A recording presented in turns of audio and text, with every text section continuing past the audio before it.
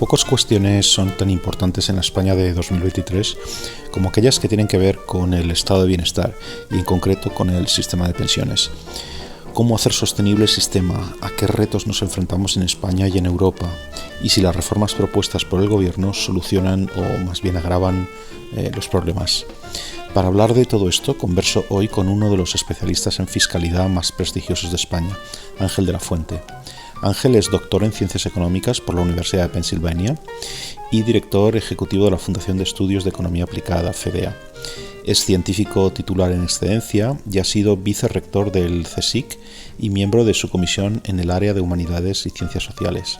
Asimismo, ha sido profesor en diversas universidades españolas, como la Universidad Autónoma de Barcelona, y ha impartido seminarios en el Banco de España, el Banco Central Europeo y la Comisión Europea. Es también Research Fellow del Instituto CES-IFO de Múnich y miembro de la Barcelona Graduate School of Economics, y ha trabajado como consultor para el Banco Mundial, la OCDE, la Comisión Europea y diversas administraciones españolas. Además de hablar de pensiones, charlaremos de políticas de vivienda, de competencia fiscal, de productividad y de educación. Os dejo ya con Ángel de la Fuente.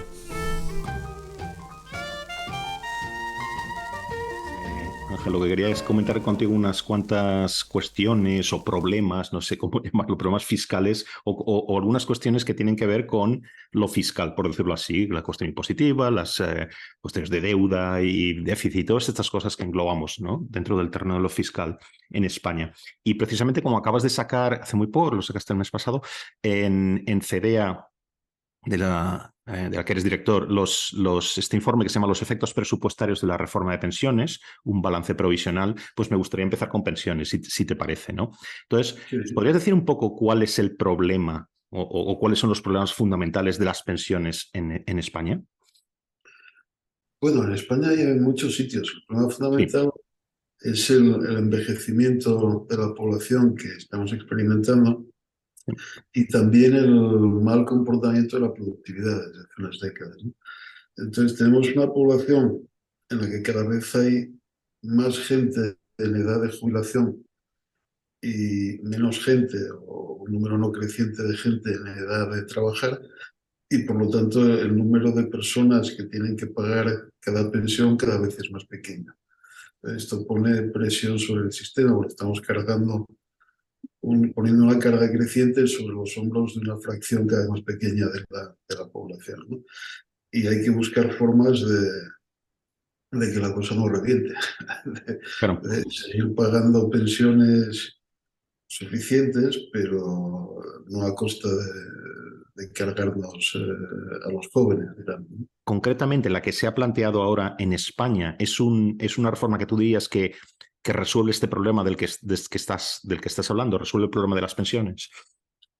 No, yo diría que de hecho lo agrava. A ver, Ujú. la reforma se hizo en varias etapas, ¿no? Una primera etapa lo que se hizo fue deshacer buena parte de la reforma anterior, que había establecido una serie de mecanismos de control automático del gasto. No era lo que se llama el IRP, el índice de revalorización de las pensiones, y Ujú. hacía que mientras el sistema estuviera en déficit, las pensiones básicamente se congelaban, no se revalorizaban con la inflación como ya ha sido la práctica habitual. Y otro era el factor de sostenibilidad que ligaba la cuantía inicial de la pensión a la esperanza de vida en la edad legal de Ujú. jubilación, ¿cierto? Vamos a vivir cada vez más años, pues entonces, Ujú.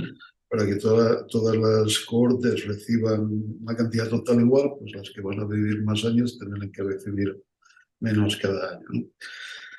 Eso tenía sus problemas, sobre todo la congelación de las pensiones, pues, porque, bueno, sobre todo con las pensiones más bajas, si se van perdiendo poder adquisitivo, pues tienes problemas de suficiencia, pero sí hacía una cosa, garantizaba una cosa importante, es que el sistema sería sostenible, ¿no? O sea, que congelaba el gasto, casi no lo congelaba del todo, pero bueno, hacía que el crecimiento del gasto de aquí al 2050 fuera moderado y absorbible por el sistema.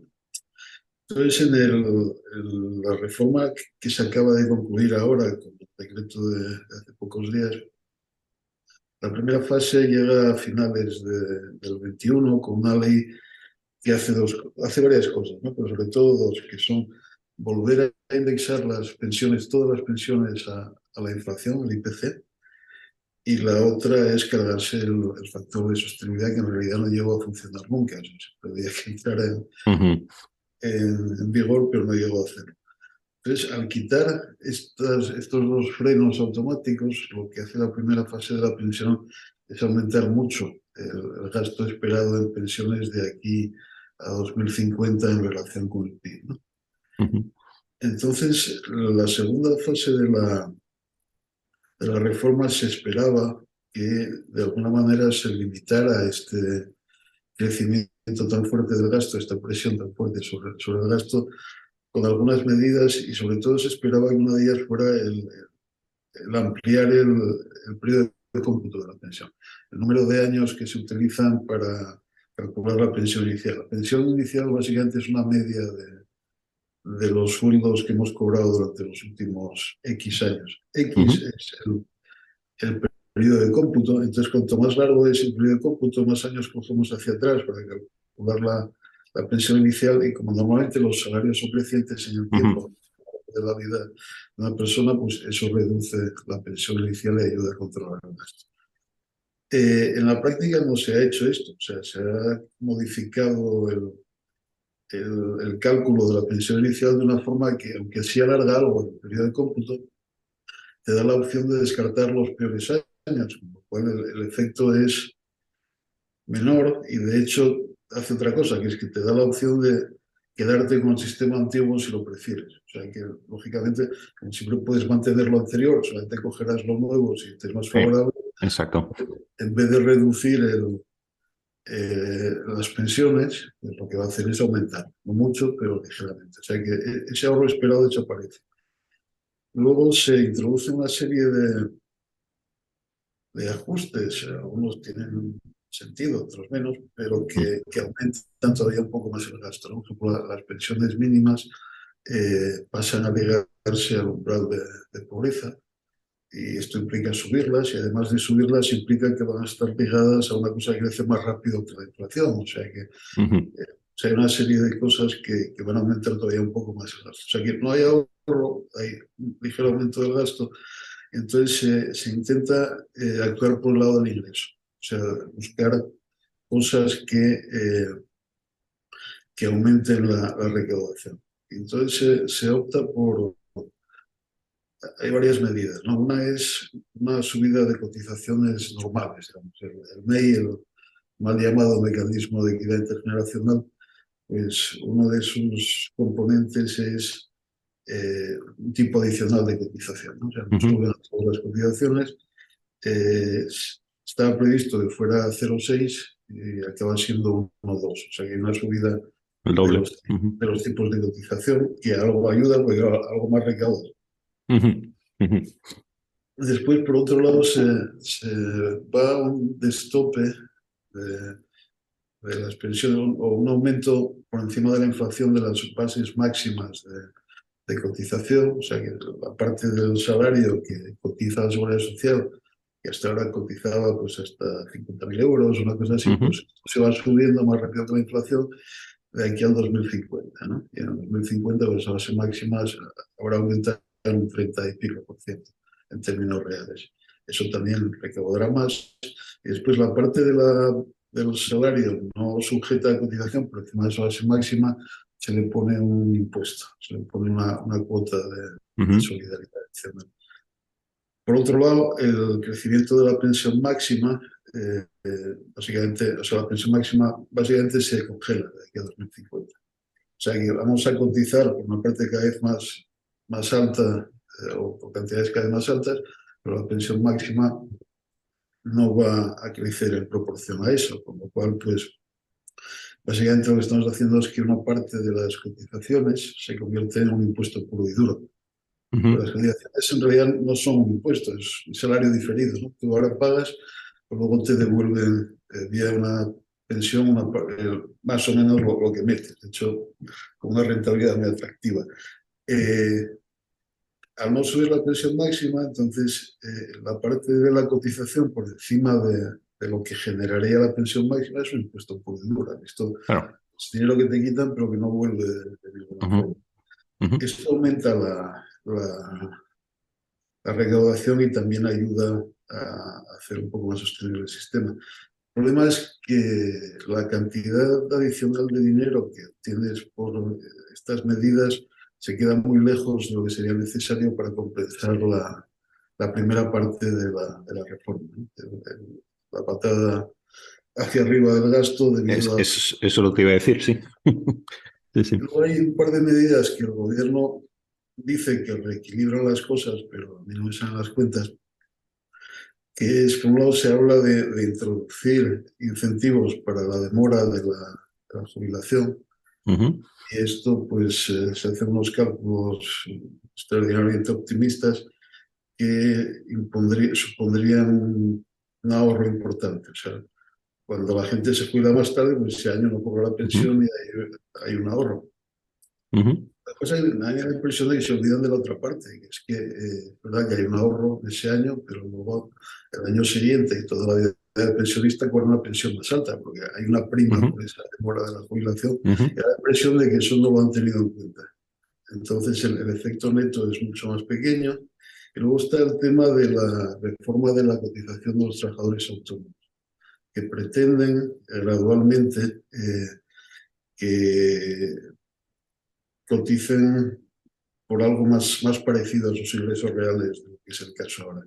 Y eso Ujú, también, pues, generará unos ingresos adicionales, porque ahora muchos días cotizan por la mínima y en realidad deberían cotizar por más. Y una vez más me da la impresión de que se olvidan de la otra parte, que es que esos señores después aumentará también. tendrán una pensión más alta, ¿no? Entonces, el gobierno le salen las cuentas en el sentido de que, bueno, si lo juntamos todo, pues básicamente en el 2005 volveremos más o menos compensaremos más o menos del todo el efecto, el aumento del gasto derivado de la primera parte de la reforma, ¿no? Claro. Pero no parece que sea así por lo que estás contando. Según mis Y, cálculos, no. O sea, según mis claro. cálculos, el efecto neto de la reforma de 2050 va a ser un aumento muy fuerte del gasto en pensiones en relación con el PIB, sin que haya un aumento, vamos, en términos Sí, netos, ¿no? sí, sí, sí, sí, sí. El incremento Ujú. de los ingresos y por lo tanto, pues el problema que ya tenemos, ya tenemos un déficit importante de la seguridad social. Eso te iba a preguntar por las consecuencias fiscales, medio plazo, largo plazo de todo esto que estás diciendo. Claro. Exacto, o sea, a día de hoy ya hay un déficit básico en la seguridad social, en el sentido de que eh, lo que se paga en pensiones contributivas, si quieres, podemos sacar el Mm, resto, mm, es bastante mayor de lo que se ingresa en cotizaciones sociales. ujú. Entonces, eso se cubre con transferencias del Estado. Dejemos las transferencias fuera. O sea, hagamos las cuentas con, digamos, el déficit o surplus de la parte contributiva pura. Pues ahora mismo ese déficit básico de la seguridad social ya es bastante apreciable. No tengo un número exacto, pero en 2019 era del orden de un punto y pico de PIB. Ahora seguramente es... Y con las estimaciones que hacemos nosotros, pues esto va a crecer y en el 2050 estaríamos hablando de un déficit básico de la seguridad social del orden de 4 y pico, 5 puntos de PIB. Entonces, Ujú. cubrir ese agujero con impuestos generales, pues es un problema porque es muchísimo dinero y nos deja menos para otras cosas. O sea, el De hecho, problema... si me permites que te cite literalmente en tu informe, porque lo tengo aquí, porque me parecía una cosa que daba miedo. Está además hacia el final, ¿no? Dices, en torno a 2050 tendremos que inyectar cada año a la seguridad social recursos extra por valor de unos 4,3 puntos del PIB, lo que viene a ser el 57% de la recaudación por IRPF, que en Exacto. 2019, para volver a la comparación, fue del 7,56% del PIB. Claro, esto no hace falta tener un doctorado de economía para ver que aquí van a quedar muy poquitos recursos, es simplemente saber sumar para financiar cualquier otra política. ¿Eh? Yo estaba pensando, el estado de bienestar, no, cualquier otra cosa, ¿no? Que hace el Estado. Es un poco, da un poco de miedo, vamos, por lo menos a mí. Y a mí también, porque eso es Claro. preocupación. O sea, el problema de las pensiones no es que vaya a quebrar el sistema. El Uh problema de las pensiones se pagarán -huh. Bueno, las pensiones el coste de oportunidad, o sea, todo lo que Exacto. dediquemos a pagar las pensiones por encima de, digamos, de la parte que se genera exógenamente de forma contributiva, es dinero de menos para otras cosas. Entonces, pues el margen fiscal que podamos tener, la amenaza es que se lo coma todo las pensiones. Pero es coste de oportunidad sin duda, claro, porque es o esto o lo otro, ¿no? Pero también estamos hablando de políticas alternativas que también con la esperanza de vida tienden a subir. Por definición, los gastos sanitarios, quiero decir, sube con la edad. Una persona más joven utiliza menos la sanidad o la asistencia sanitaria que una persona más mayor. Si sube en general, que es algo deseable, bien, todo lo que quieras, la esperanza de vida, esos gastos médicos van a subir. Además de que esperamos que nuevos tratamientos, etcétera, que nos cubran a todos, ¿no? Quiero decir, eso es una cuestión también quizá moral, si quieres, ¿no? Pero lo esperamos y lo esperamos como ciudadanos y como votantes, no se nos olvide. Con lo cual, estamos hablando asistencia social, un poco lo mismo, ¿no? Pero la sanidad es clarísima. Pero entonces, quiero decir que es un poco, si tenemos en cuenta todos esos digamos, gastos del estado de bienestar que no podemos reducir, que no podemos, entre comillas, reducir, porque es una cosa que es básicamente lo que se juega en las elecciones, o gran parte de las cuestiones de la política pública. No es que no salgan las cuentas, es que yo no veo dónde va a ser el dinero para esas otras cosas. O sostenemos las pensiones, o mejoramos la sanidad, o la mantenemos, o no sé. Pues Por eso insisto, ¿no? ese es el problema, ¿no? A ver, y luego volveré a una cosa Sí. que es importante también, ¿no? Que no he dicho hasta ahora. Pero ese es fundamentalmente el problema. O sea, la reforma actual de las pensiones básicamente es, vamos a darle un cheque en blanco a las pensiones y ya veremos qué hacemos con todo lo demás. Y claro, esto no es la forma más sensata de enfocar el problema, porque efectivamente todo lo demás incluye cosas muy importantes y que hay que tener en cuenta, ¿no? Lo que no quiero que se me olvide. Hay una cosa de la reforma que seguramente por eso en parte firmó la Comisión Europea, es que Ujú. incorpora un mecanismo de control semiautomático. El MEI, en su versión inicial, era una cosa muy rara. Era básicamente, bueno, y si en 2030 y pico esto vemos que va mal, pues ya haremos otra cosa, ya haremos algo, ¿no? Era una cosa muy vaga. Ahora lo han convertido en algo más operativo, que es más o menos, bueno, si vemos, después de hacer una serie de cálculos que esto se dispara de alguna forma, pues entonces el gobierno tendrá que tomar medidas y si no las toma, pues entonces subirán las cotizaciones de forma automática, ¿no? Entonces, a ver, no resuelve todo el problema, pero por lo menos digamos que pone un cierto coto a la parte de las pensiones, ¿no? No permite que el déficit del sistema se dispare tanto. El problema es que o sea, esto es mucho mejor de lo que había. En términos generales no es mala idea.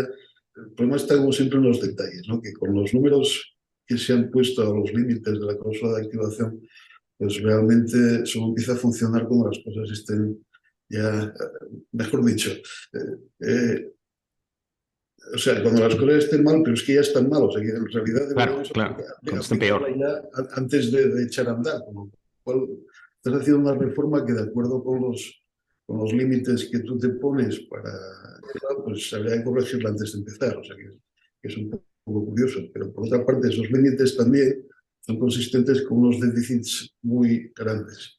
Pero eso es como decir, a ver, yo planteo una cosa, pero no pasa nada, porque si esto no me sale, pues ya plantearé otra. Quiero decir, para eso, no sé, a mí como formulación de política pública no me parece demasiado serio. Bueno, esto lo digo yo. Pero en cualquier caso, también una cosa que sobrevuela un poco tu informe, también es esta cuestión de, a ver, incrementar la recaudación. Realmente sí entendemos lo que es, pero se puede hacer de muchas formas distintas. Una cosa es pues coger a los más, y esto vale para los impuestos, etcétera, básicamente es el mismo mecanismo, ¿no? Es decir, puedes subir los tipos más altos a la gente que más cobra, o la gente más cotiza, o lo que sea, o puedes agrandar la base, quiero decir, los impuestos sobre la base, ¿no? Parece que se olvida un poco de hacer esto, ¿no? Sí, ¿No? esa es otra cuestión, ¿no? Quizá no es tan dramática como la primera porque empezamos, que la reforma esta también es mejorable en este sentido, porque esta reforma, por la parte de ingresos, intenta concentrarse, o sea, digamos, sacar el dinero de los ricos, entre comillas. Exacto, sí, sí. Los ricos aquí, ¿qué son? Es la parte de las rentas salariales por encima de la base máxima de hoy de cotización. O sea, lo que está por encima de 50.000 euros de las rentas salariales. El problema es que ahí hay muy poco dinero. O sea, Claro, esos son 2,5 puntos del PIB. Aunque lo confiscaras todo, no arreglabas el problema. claro, No lo confiscas todo, te quedas con un 30 y pico, un 40%, pero claro, un 40%, o sea, como la base es muy pequeña, el tipo tiene que exacto. ser muy alto y eso distorsiona mucho. Entonces tienes unos marginales para, si sumamos el IRPF al impuesto este, que ahora ya es un impuesto, ya no Sí, es sí, sí, sí, sí. año diferido, pues los marginales efectivos de la gente, de los trabajadores que cobren más de 50.000 euros en los próximos años, se van a ir al 70%. Claro, entonces si no es por eficiencia, a ver, tú que eres el especialista, no yo, ¿no? Pero si no es si la eficiencia recaudatoria no se ve demasiado, quiero decir, porque ves que hay otras formas alternativas, ven con sus pros y sus contras, que podrían ser más eficientes en el puro sentido recaudatorio, ¿no? Que decir, más base.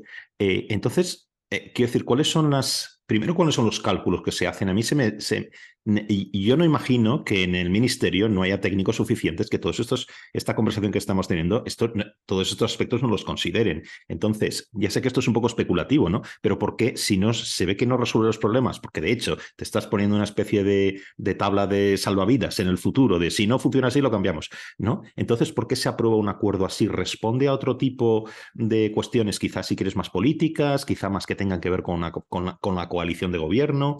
¿Qué dirías? Volvemos a eso después. Déjame insistir un Sí, poco sí, en, sí. o sea, no es solamente una cuestión de eficiencia, está ahí una cuestión de equidad, ¿no? Sí, Eh, tenemos, o sea, si la sociedad española decide por los mecanismos democráticos sí. normales que vamos a subvencionar las pensiones y vamos a pagar pensiones más altas de las que saldrían de un sistema contributivo autosostenido, bueno, lo puede Sí. hacer. Entonces, ese complemento, ese regalo al sistema de pensiones, pues lo lógico sería que lo pagara también por razones de equidad, de eficiencia, porque Sí. evitamos ir a una base tan pequeña, pero lo lógico sería que eso se pagara entre todos a través básicamente del IRPF, que es el impuesto más equitativo que tiene el Exacto. país, que tenemos. Entonces, bueno, pues esa subvención a la seguridad social pues financiémosla mediante un recargo sobre la cuota estatal del IRPF, ¿no? Una Ujú. cosa que permita, bueno, pues que se reparta de una forma equitativa, progresiva, pero sobre toda la sociedad, no solamente sobre la pequeña fracción de los trabajadores que da la casualidad que tienen salarios que están por encima de tanto y que Ujú. sus rentas totales son 2,5 del PIB. Entonces, Claro. vayamos a una base más amplia, con lo cual podemos hacerlo de una forma con un tipo mucho más bajo, que es menos distorsionante, Ujú. y repartirlo de una manera equitativa. Porque, bueno, aunque estos sean los ricos, entre comillas, lo equitativo no es que se coman ellos todo el marrón, sino que se coman la parte que les Claro. toca por renta, digamos. Que sí, la reforma está mal diseñada. O sea, primero no llega, es insuficiente para financiar el incremento del gasto.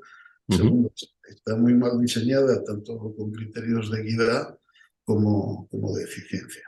Que son los básicos, que son las dos dimensiones básicas que tienes que tener en cuenta en cualquier política pública, ¿no? Tú antes decías que la Comisión Europea acepta una reforma como esta por ¿cómo lo llamaríamos? Entre comillas, una cláusula, ¿no? Una cláusula de escape, sí que sea hacia el futuro, ¿no? Si no recaudamos suficiente, subimos las contribuciones.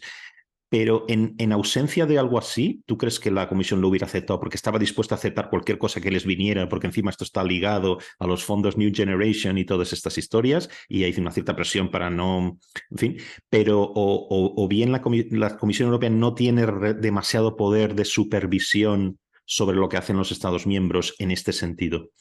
¿Qué dirías? Yo creo que aquí se mezclan dos cosas, ¿no? Por un lado, la Ujú. Comisión también son políticos y también se acaba pronto su mandato y quieren Ujú. repetir. A la Comisión le interesa transmitir la imagen de que Next Generation ha sido un gran éxito.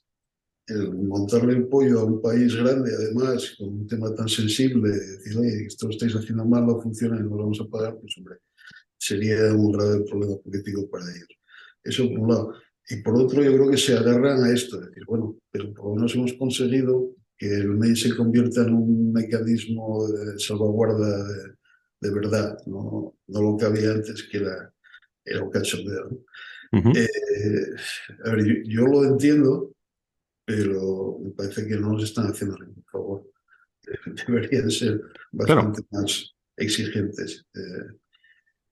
Y esta cuestión de pegar la patada, ¿cómo se dice? Esto que en inglés se dice el kicking the can down the road, ¿no? El pegar la pata al balón y el problema para los siguientes, ¿no? Para la siguiente generación, siguiente gobierno, lo que sea. También se verifica entonces en la Unión Europea. Quiero decir, porque precisamente todo lo que estaba en la génesis del New Generation EU, que era esta pugna política de antes, ¿no? De lo hacemos con transferencias, lo hacemos con subvenciones. Los del norte acusando a los del sur de, bueno, de ser unos manirrotos, como mínimo, y este tipo de cosas. Es que esto se puede verificar. Estamos literalmente llevando el problema hacia el futuro. Quiero decir, el mismo problema que está en el origen de este programa de transferencias, que bueno, pero que por otro lado también supone una evolución hacia una cierta unión fiscal, si quieres, entre comillas, en Europa. Vamos a ver si es la génesis de eso o no, pero los problemas que los países del norte, estos países frugales, decían que estaban en el origen de todo esto, no los va a resolver el New Generation, no va a servir para que, digamos, New Generation y cosas por el estilo, aceptando, me refiero, este tipo de políticas de los Estados miembros, ¿no? En este caso de España. Exacto, yo creo que estamos poniendo en riesgo, nosotros y la Comisión, estamos poniendo en Bueno, riesgo futuros Next Generation, ¿no? O sea, claro. nos gustaría que en el futuro vuelve a haber necesidad de programas de este tipo ante la crisis que sea, Uh-huh. pues que los países, todos los países puedan aceptarlo. Pero si los del norte llegan a la conclusión de que no se está haciendo lo que hay que hacer y que en realidad están haciendo regalarnos dinero para que mantengamos un sistema de pensiones mucho más generoso que el suyo, pues Y sin hacer los deberes, esa es la quizás cosa, los deberes. Exacto. ¿no? Oye, ¿y qué otros problemas? Porque esto yo también lo he mirado un poquito. ¿Qué reformas de éxito hay en otros países, ¿no? En el sentido de tener la sostenibilidad, teniendo en cuenta eficiencia y equidad, pero teniendo la sostenibilidad en el centro del sistema. Yo había pensado plantearte la cuestión de Suecia, que conozco un poquito más, ¿no? Que parece que va en un sentido distinto. Yo recuerdo, no sé si siquiera está vigente, que ahí tenían un factor de sostenibilidad distinto que estaba ligado, o había varias variables ahí. Una era la esperanza de vida, pero otra estaba ligado corrígeme si me equivoco con esto, a la evolución del PIB del país también, ¿no? O sea, en años un poco de crisis, pues todo el mundo ajustarse el cinturón, una cosa así, no sé si lo estoy explicando demasiado bien, pero bueno, ¿qué ejemplos se te ocurren de otros países que estén haciendo cosas bien en ese sentido de sostenibilidad? Sí, yo creo que Suecia es el ejemplo a seguir. O sea, Ok. hay otros países que tienen sistemas parecidos, son sistemas de lo que se llama cuentas nacionales, ¿no? Exacto, sí, sí. Cierto. ¿Esto cómo funciona? Bueno, pues funciona como si, y volveré a como si, Uh-huh. eh, la gente tuviera una cuenta en la que se van apuntando sus cotizaciones, la cantidad realmente cotizada, ahí se va acumulando las cotizaciones con un tipo de interés que para que la cosa funcione bien tiene que estar ligado al crecimiento del PIB. Esta es Uh-huh. la clave de lo que dices, Fernando. Entonces, en el momento de la jubilación funciona como si el saldo de esa cuenta se convierte en una renta vitalicia que es tu pensión, digamos, ¿no? Uh-huh. Uh-huh. Quiere decir como si, que en realidad no es que haya una cuenta y se acumulen allí los ingresos, sino que sigue siendo un sistema de reparto, simplemente una Sigue forma siendo pay as you go, ¿no? Vale. exacta, simplemente una forma de calcular la pensión que es sostenible dada la evolución de la economía. Uh-huh. O sea, ese tipo de interés nocional hay una serie de resultados de teoría económica que te dicen, un teorema muy famoso de Samuelson hace ya 60 o 70 años, Uh-huh. que si ese tipo de interés es igual a la tasa de crecimiento de la masa salarial, que bueno, suele ser una fracción del PIB, pues entonces el sistema es sostenible, o sea, no reparte más de lo que entra. Entonces, Uh-huh. la gran ventaja del sistema de cuentas, o una de las grandes ventajas del sistema de cuentas nacionales, es que es un sistema que está diseñado para ser sostenible. A Claro. diferencia del nuestro, donde si te fijas, eh, para tu pensión no incide para nada lo que hayas cotizado, incide la base de cotización, pero no el tipo. O sea, realmente no hay nada que Uh-huh. lleve Uh-huh. a igualar una cosa con la otra. Uh-huh. Es el sistema de cuentas nacionales es aproximadamente sostenible por diseño. Se puede escuadrar un poco, pero no es. Entonces tendríamos que ir hacia ahí. Que, bueno, sería la forma de eso, de asegurar que el sistema es sostenible sistemáticamente. Y bueno, también si queremos pues ser más generosos se puede. O sea, a lo mejor pues la vía sería pagar un tipo de interés, entre comillas, un poco más alto el crecimiento Ujú, y financiar eso con impuestos ujú, fiscales. O también vía complementos de mínimos a las pensiones, etcétera. ujú, O ujú, sea que yo creo que esa es la dirección.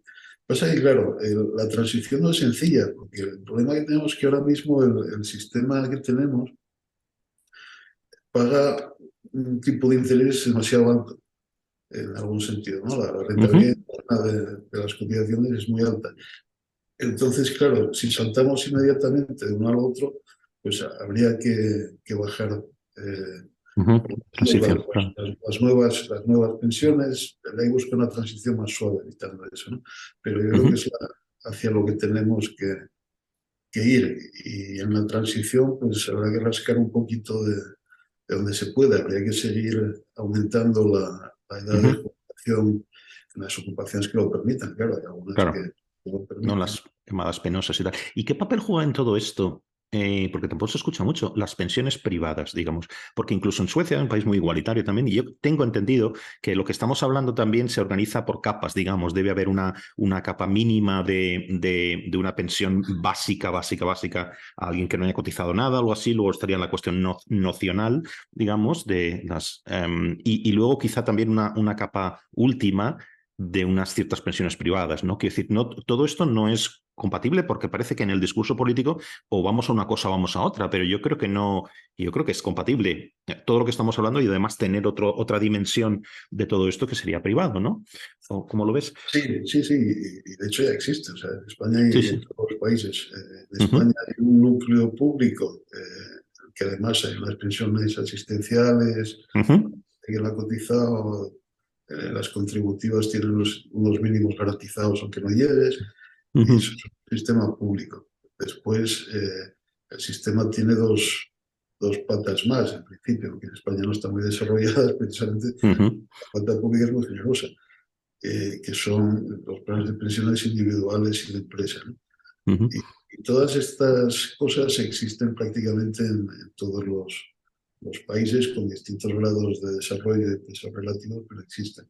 Son perfectamente compatibles los unos con los otros, no hay por qué escoger, al revés. O sea, ujú. me gustaría tener una pata en todas las patas que pueda, ¿no?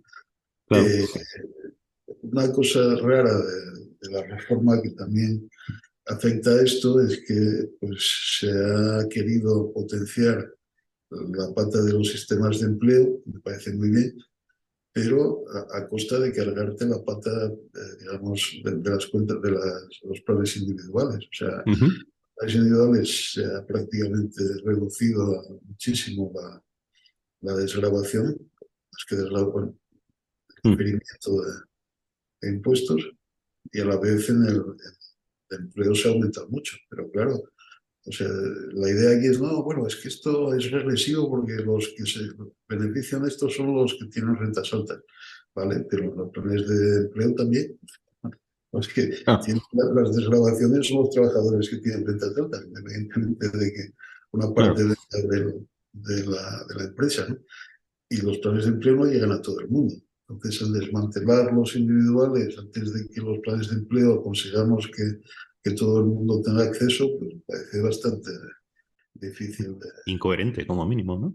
Con el objetivo, ¿no? Oye, ¿y cuál es? Seguramente a la vez que estamos hablando, siguen las protestas en Francia. Estamos viendo estos días la cuestión de Macron y su reforma política, que bueno, ahí se juega todo su capital político. Ahora mismo la popularidad de Macron es bajísima y él dice, creo que dio en una entrevista, él decía que a pesar de que se cargara todo capital político entero, toda la confianza de los franceses, él tenía que hacer lo que era bueno para el país, ¿no?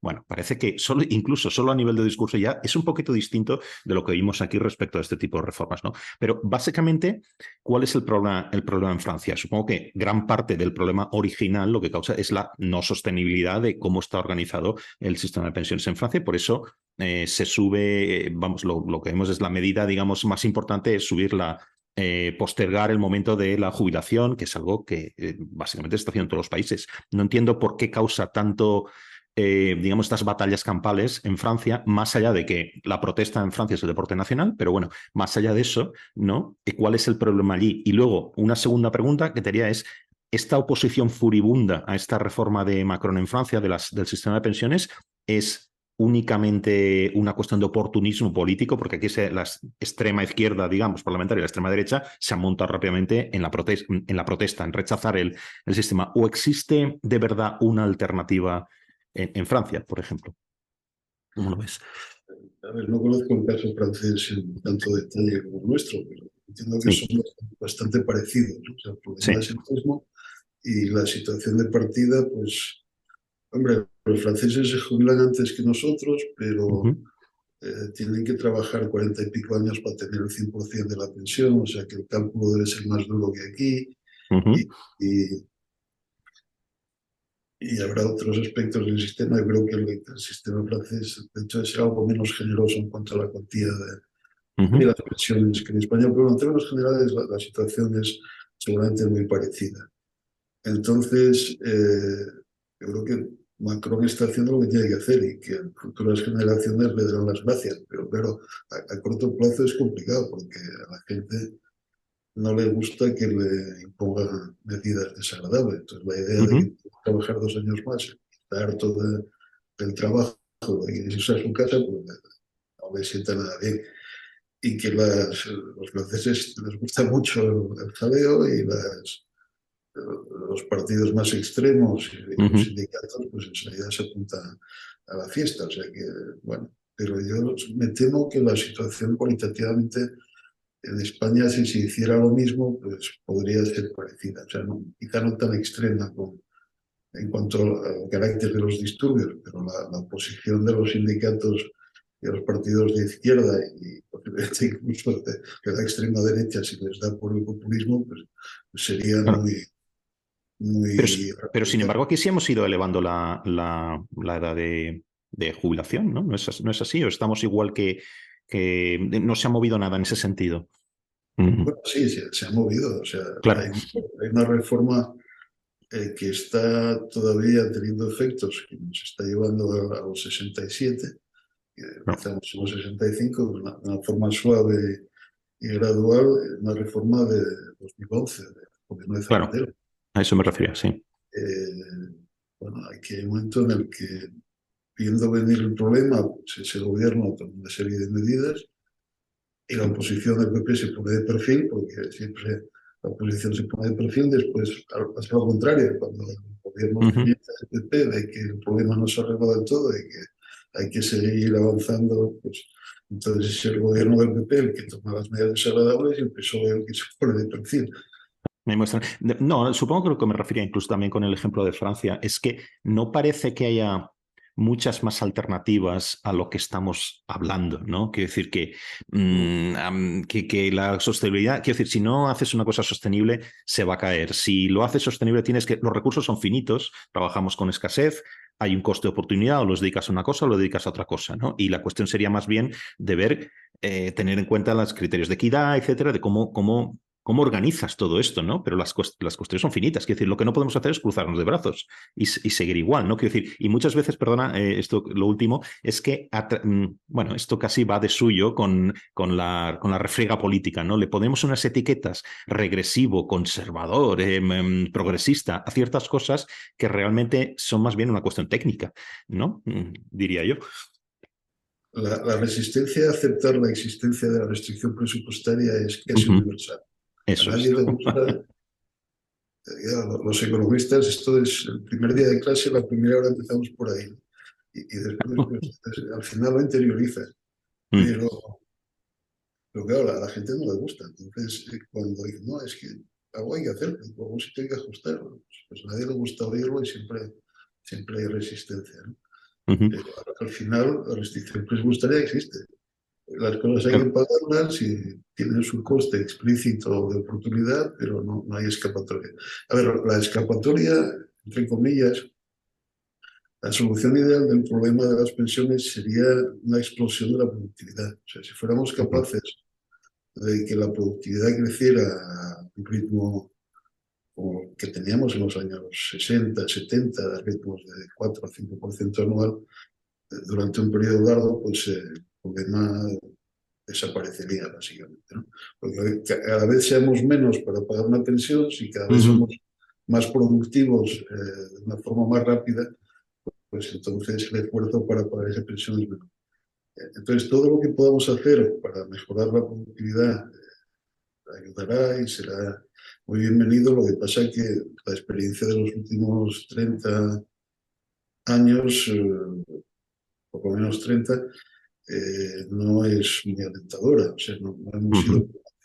de que menos en España, de que la productividad creciese a los ritmos necesarios para solventar el problema. O sea, idealmente estaría muy bien, tenemos que hacer todo lo que podamos para que sea así, y no solo por las pensiones, porque esta es la palanca más Claro, en todo. poderosa que Ujú. tenemos para mejorar nuestro nivel de vida, pero seamos realistas y no pensemos que esto va a solventar el problema sin dolor. Claro. Y, sin embargo, esta cuestión de la productividad, que también podríamos dedicar una hora entera a hablar de ella, que es una cuestión que puede ser también compleja técnicamente, pero lo que tú decías, la experiencia de, en fin, la pregunta aquí es inmediata, ¿cómo lo hacemos? ¿No? ¿Cómo aumentamos la productividad? Pero claro, si supiéramos esto, estaríamos aconsejando, ganando una millonada aconsejando a gobiernos occidentales, ¿no? Y no occidentales, porque no es una cuestión solo de España, ¿no? Es una cuestión que parece, corrígeme si me equivoco en esto, que la productividad no se puede comparar a esa fase de los años 60 hasta los 70, etcétera, que ha bajado, parece en todo el mundo, ¿no? Entonces, lo cual es una cosa paradójica, porque con toda la incorporación de digitalización y robots y tal, parece que sigue bajando, ¿no? No sé si tendría que ver con que todas las economías pues somos cada vez más terciarizadas y entonces mejorar la productividad en el sector terciario, pues en algunas industrias es complicado, ¿no? No así, por ejemplo, la manufactura o cosas de ese tipo, ¿no? Pero, en fin, estoy hablando de una forma muy simplificada, ¿eh? Porque esto es un tema complejo, ¿no? Pero quiero decir, como tú decías, no podemos fiarlo todo quiero decir, no tenemos una varita mágica que suba la productividad, punto, ¿no? Entonces tenemos lo que tenemos, ¿no? Pero de hecho, hay algún resquicio por el cual en España, por ejemplo, esa productividad que parece baja, digamos que también afecta a los salarios, que mucha gente lo oyes continuamente, es que los salarios que se pagan en España, y es verdad que en general, en un promedio, en cualquier sector casi si quieres, los salarios en España son mucho más bajos que en otros lugares, ¿no? Pero claro, nos olvidamos de la otra pata, que es la productividad, ¿no? Que es decir, que no podemos desacoplar una cosa de la otra, ¿no? Entonces, ¿hay algo por el cual podríamos mejorar esa productividad en España? Sí, de una forma muy simplificada, porque esto es complejo. Sí, por supuesto que lo hay, ¿no? Pero es complejo, efectivamente. ¿Cómo se hace? Bueno, pues quizá la herramienta fundamental es la educación. Eh, Claro, pero no es una cuestión solo de más años sentados en un pupitre, sino claro, de aprender cosas útiles. Entonces, claro. si conseguimos aprender cosas útiles, y esto, pues bueno, muchos campos, ingeniería, Ujú. Le ciencia, llaman el matemáticas, STEM, ¿no? El STEM que STEM, llaman, ¿no? Sí. pues esto seguramente ayudaría mucho. Otra cosa que es importante es, digamos, la maquinaria institucional y la seguridad jurídica. Ujú. Eh, Claro. que la sociedad pues, proteja los derechos de propiedad, porque esto es lo que hace que en vez de intentar robárselo al vecino, tengas que trabajar para generar riqueza nueva, ¿no? Ujú. Ujú.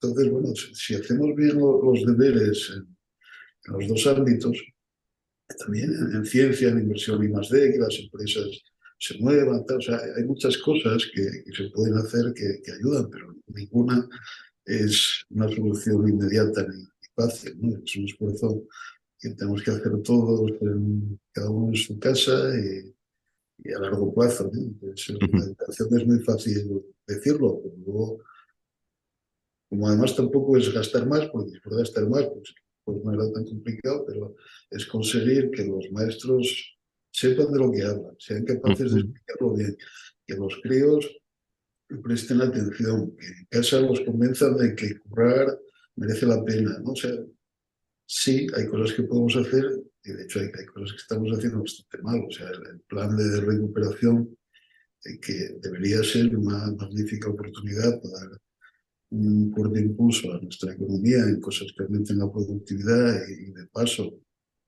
hacer reformas estructurales que hagan que el país funcione mejor, pues la parte de inversiones ya veremos, pero la parte Ujú. de reformas ya lo estamos viendo. O sea, se están haciendo reformas que no ayudan, que no van en la dirección correcta, Exacto.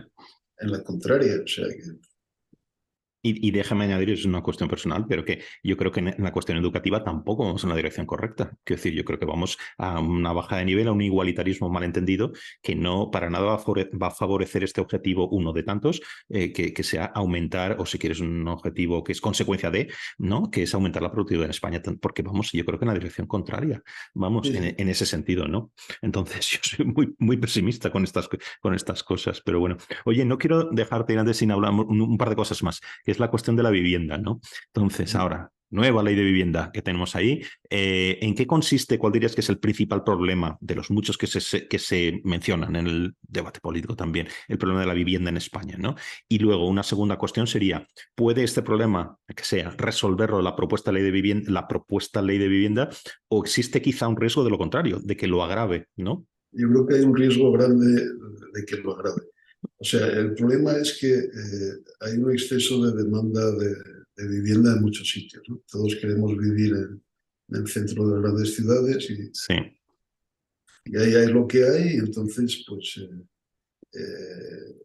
luego hay un problema que es que tiene que ver con lo que hablábamos de la seguridad jurídica y demás, que en los últimos tiempos en España, pues, el alquilar un piso se ha convertido en una operación de riesgo. Sin duda.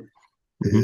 Si el inquilino decide no pagar, pues es muy fácil que es complicado hacer nada, o que te dejen la casa mal. Ujú.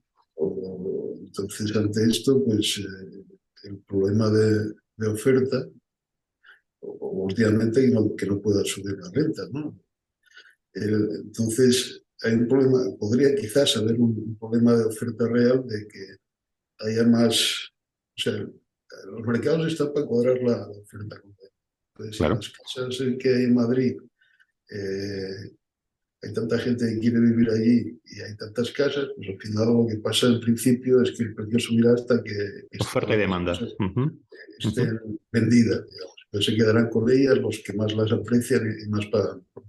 Eso, vale. ¿Qué hacemos si ahora decimos, bueno, pero esta solución no nos gusta, entonces permitimos que los inquilinos lo paguen, pedimos que se suban los alquileres? Lo que va a pasar es que la oferta se va a retraer. O sea, va a haber Claro. gente que en vez de sacar los pisos a alquilar, al mercado de alquiler, pues no los van a alquilar, los van a tener vacíos porque prefieren no correr el riesgo y esperar a que su niña sea mayor en vez de intentar mientras tanto sacarle un rendimiento, ¿no? Entonces, pues eso agrava el problema del exceso de demanda y nadie, bueno, y luego además, ahora además está el tema hay una opción que antes no tenían los propietarios, que son los alquileres turísticos. O sea, Ujú. el Airbnb y demás, pues sacarle una rentabilidad alta a muchos pisos en sitios atractivos que antes no. Es la huida de la oferta hacia el vacío o hacia el alquiler turístico, pues es cada vez más rápida, más fácil, ¿no? Entonces, el problema de exceso de demanda es en parte autoinducido por esas opciones Ujú. no bien pensadas, y lo que propone la ley de vivienda es precisamente reforzar esas opciones no bien pensadas, ¿no? Aquí hay varias cosas, ¿no? O sea, por un lado está, o sea, la idea de reforzar el parque público de vivienda o de subvencionar la vivienda de la gente de renta baja que consideremos, o sea, luego lo mismo, la sociedad española, por los mecanismos de decisión Ujú. democrática que sea, puede decir, bueno, Nosotros queremos que la gente tenga acceso a una vivienda de un cierto estándar, y entonces a quien no llegue vamos a echarle una mano. Pero habría que echarle una mano de una forma bien pensada, ¿no? Entonces, que el Estado, los ayuntamientos, las comunidades autónomas inviertan, como hay muchos países que lo hacen, en tener un parque público de vivienda y luego esto se utilice para dar entrada a precios asequibles a los que lo necesiten, los que tengan rentas para tener un brote, me parece muy bien, o sea, ningún problema, ¿no? Y esto se debería pagar a través del sistema impositivo o los impuestos. Exacto. Esto lo pagamos entre todos de una forma razonable. Entonces ahora el problema es, bueno, lo que se está intentando hacer es, por un lado esto, que ya digo, me parece bien, y por otro, bueno, pero mientras tanto vamos a prohibir que los alquileres suban demasiado, porque claro, si prohíbes, si congelas los alquileres vas a agravar el problema, o sea, Exacto. vas a expulsar oferta, y luego muchas veces está la tentación de intentar hacer que el coste de estas políticas sociales las pague no el conjunto de la sociedad a través del sistema Eso te iba a tributario, decir. sino el privado que pasaba por allí, ¿no? Entonces, el propietario de un piso que se encuentra con que tiene a un inquilino que por la razón que sea no puede pagar la renta y es vulnerable, pues entonces lo que parece que queremos hacer es darle a ese inquilino el derecho a quedarse con un alquiler reducido e imponerle la obligación al propietario de hacerlo, ¿no? digamos, subvencionar al inquilino, pero claro, o sea, no es esa persona la que tiene que correr con el coste. Y esto además se agrava en el caso de los llamados grandes tenedores. Entonces lo que queremos, básicamente, grandes entre comillas. Claro. Exacto, solo a partir de 5 pisos. Claro. Pero bueno, o sea, lo que conseguimos con esto es que sea muy difícil que haya alquiladores profesionales, sean empresas o individuos, que es justamente lo que necesitaríamos. O sea, que este mercado se profesionalizara y hubiera empresas eficientes que pudieran ayudar a aumentar la oferta, ¿no? Y que la gente invirtiera en nuevas viviendas para después alquilarlas y tener un rendimiento. Pero a mí me parece que lo que se quiere hacer con la ley de vivienda va a ser muy contraproducente. O sea, ¿Y no dirías que es un poco cargar la política de vivienda que corresponde al gobierno, cargarla en las espaldas de ciertos ciudadanos privados, en cierta manera? Igual, y no sé si hasta qué punto la comparación es arbitraria o no, pero también un poco lo que hablábamos de las pensiones, ¿no? Cargar esa política o esa reforma en cierta manera, sé que son dos cosas distintas, pero en las espaldas de algunos contribuyentes, por decirlo así, ¿no? Sí, exacto. En vez de repartirlo entre todos de una forma, con un criterio equitativo, progresivo y demás, pues a algunos les toca lotería y esto se tiene que aguantar de algo. Y no parece la mejor forma de... Con el agravante también que en la cuestión de la vivienda te estás llevando por delante la seguridad jurídica. Como decías, que aquí en este país tampoco no ves a nadie salir a la calle con una bandera. Yo siempre digo lo mismo, soy como un disco rayado. Es decir, no vas a ver grandes manifestaciones de gente que se manifiesta por el Estado de Derecho. Parece una cosa muy vacua, ¿no? Nunca lo hemos visto. Pero sí. Precisamente yo estaba viendo esto de las manifestaciones en Israel, lo que quieren cambiar, lo del el Estado, perdona, el Tribunal Supremo, que pasa a depender del gobierno, más al tipo polaco, ¿no? Por decirlo así, ¿no? Y cómo sacaba eso masas a la calle. Yo no sé si hay otras consideraciones ahí, ¿no? Pero, y yo pensaba, qué envidia, ¿no? Porque aquí no vas a ver nunca a la gente protestando por el Estado de Derecho. Parece una cosa que flota por ahí, ¿no? Que no tenemos en cuenta. La seguridad jurídica es otro de estos conceptos, ¿no? Que parece que es un añadido, algo que, bueno, está bien, nadie lo piensa, pero es una cosa fundamental y no demasiado difícil de entender. En una ausencia de seguridad jurídica, la gente vota con los pies o las empresas votan y se lo llevan a otro lado, ¿no? O se restringe la oferta, como tú dices, ¿no? Entonces, ¿no crees que somos muy aficionados aquí, sobre todo los gobiernos, no lo singularizo en uno concreto, a dejar de lado esta cuestión de la seguridad jurídica? Sí, completamente, ¿no? Otro ejemplo son los impuestos a dedo sobre los bancos y eléctricas, ¿no? Claro. ¿Por qué? Podemos sobre los beneficios, digamos, ya existen, no tú y tú tanto, ¿no? Sí. Oye, hay otro tema último que te quería plantear, porque es algo que hace tiempo ya te he oído, ahora últimamente no se habla tanto de esto, pero como ciclo político va cambiando a una velocidad de vértigo, en fin, algo que yo planteaba como una cierta obsesión por parte de, sobre todo este gobierno, de homogeneizar las políticas fiscales de las comunidades autónomas, sobre todo en cuestión de impuestos y qué dejo de grabar y qué hago y tal. Y entonces aquí empiezan todos este tipo de expresiones, ¿no? Como que es una competencia desleal, este tipo de historias, ¿no? Por ejemplo, sobre todo está pensando en el caso de Madrid, cuando decidió que no iba a grabar el impuesto de sucesiones, etcétera, etcétera, y otros sí, etcétera, ¿no? Protestas de otras, protesta Cataluña o protesta otras, no. Bueno, esa competición fiscal o competencia fiscal entre las comunidades, ¿qué decís? ¿Es mala en sí o es nociva? ¿Otorga unas ventajas indebidas a ciertas regiones y otras no? ¿Obstaculiza los intercambios en el mercado? Este tipo de cosas que son las cuestiones en las que nos debemos de fijar, ¿no? ¿O viene simplemente un pataleo político? Bueno, a ver, el tema es complicado. Lo sé, lo sé. Eh, la obsesión del gobierno básicamente no es por homogeneizar, sino por obligar a las regiones que siguen una política que no les gusta a seguir la que les gusta.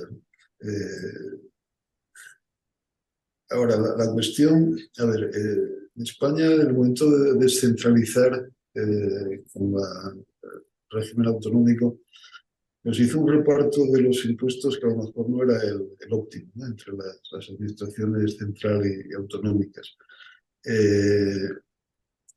Porque en el caso de impuestos como, sobre todo, sucesiones y patrimonio, son impuestos en los que tienes una base muy móvil, ¿no? O sea, la gente que los paga, pues, sobre todo sucesiones ya son mayores, ya tienen mucho patrimonio, porque les es fácil cambiar de domicilio, ¿no?